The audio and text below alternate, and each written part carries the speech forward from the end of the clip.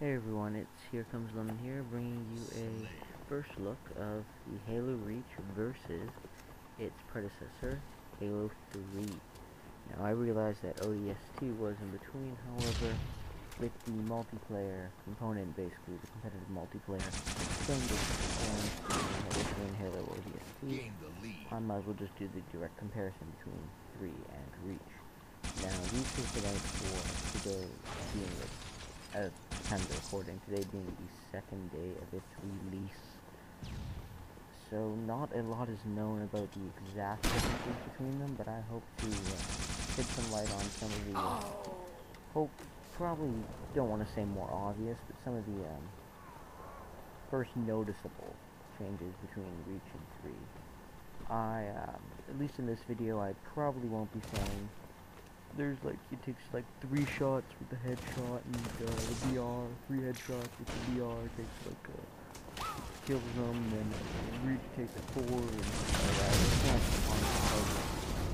it's more around the basic gameplay components, maybe also talk about the different skill sets that you are allowed to be given, these special moves, basically. So, the reason I do not have any Reach gameplay behind me is, or in the video, behind me, it's not a green screen. The reason I don't have any Reach gameplay with me is because the game is just came out, and I'm expecting a patch coming pretty quickly, as well as I'm still getting used to it myself, so I haven't really been picking up any ace gameplays yet, so. But I can't regard it what I got. Wow, 2 minutes in, haven't really talked about the game. Yeah, cut to black, fade out from black, to show that nothing happened there. A few deaths, a few kills, but basically just moving into the fact that I got betrayed a couple times. Now, Halo Reach versus Halo 3. First thing to talk about is some of the added gameplay mechanics, or not mechanics, but physics. Halo 3, or the Halo games in general, you are known for having the floaty, jumpy mechanics of you're running around, you jump sometimes, you just sail your way down. This is still in Halo, as in, you still get to jump, you still get to float, however, it feels a lot, I don't know if best word here. It doesn't feel as if you get much air or as much hang time with. Yeah, I just said that, hang time. It doesn't feel like you get as much hang time. You get as much air as you can. It feels a lot more like there's actual gravity on this and not just a party game where you're jumping up and down. Which reminds me more fun in Halo 3. So, that being different, it actually seems to make it it's a little bit slower. Now, what matters the most to me in its speed, as everyone knows, like, Halo seems to be a little bit, it can get really fast, however, it can also be slower than, say, Call of Duty, due to its higher health. Now, this is really apparent in the game, because it seems what would normally be I'll load this with the assault rifle, run up and knock him, and then you got one.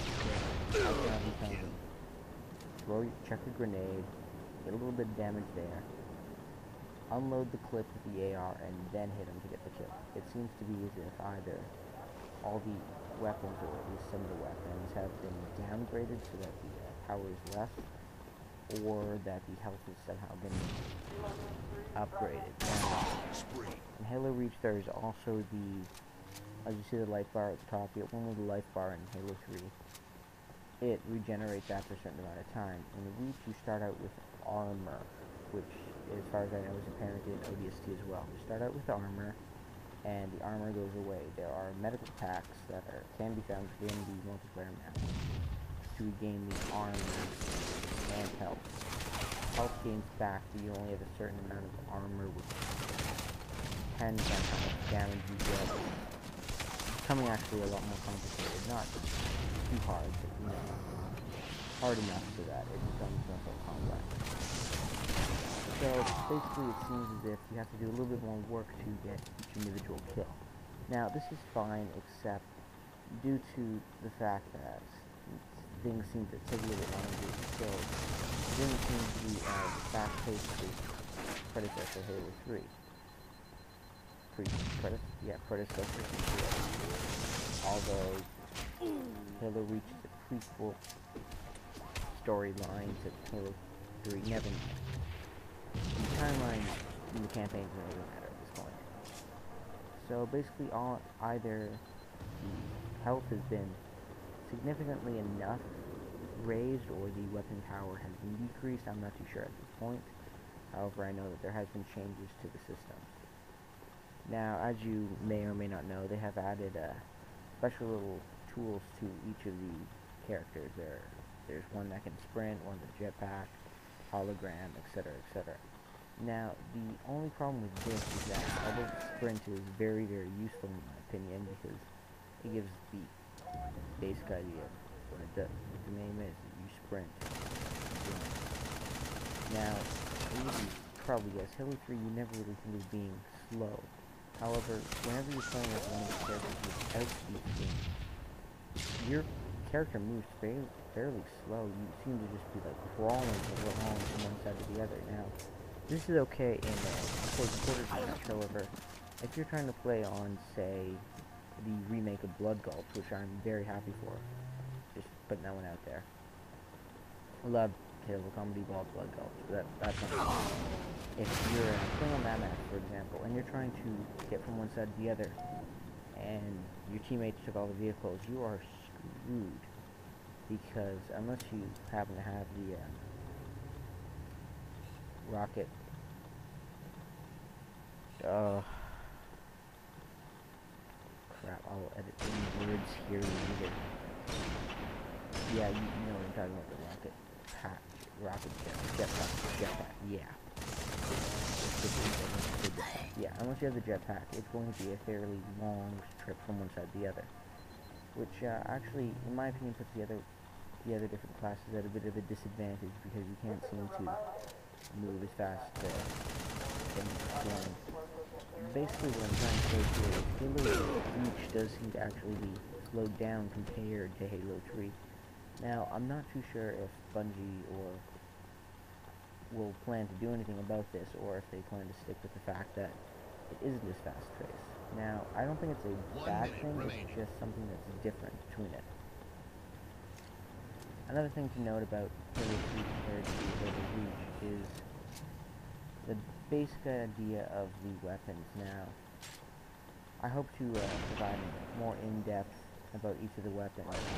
They still have the sniper rifles, needler, AR, VR, etc. Rocket launcher. But now with the new abilities, and as well as the weapon or health increase, it seems to be as if it becomes a little bit harder. Like, for example, the sniper rifle, that's still get a headshot. However, it seems to be as if getting the body shots seems to either be harder, or I'm just getting 10 seconds remaining. Now, one last thing to note here is the game's basically over, sadly. I hope to provide a more in-depth commentary on all the basic changes to the weapons in a video coming soon. You're still watching the video here, so like this video, because you're still watching it. There must be some reason for that. And comment, subscribe, and tell me what you'd like to see in the next video. Thanks.